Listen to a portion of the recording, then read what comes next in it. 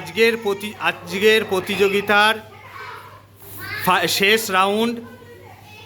এই প্রতিযোগিতা দুই প্রতিযোগী, এক ময়না সিংহ আর বর্ণালী বর্মন, এবং কল করবে সোনামণি এবং মেঘনা রয়। এদের মধ্যে যে জিতবে তাদেরকে পুরস্কৃত করা হবে। আচ্ছা, তোমরা সবাই রেডি তো? তাহলে প্রথম কল করবে সোনামণি, তারপরে কল করবে মেঘনা। তোমরা রেডি? হ্যাঁ, কলো।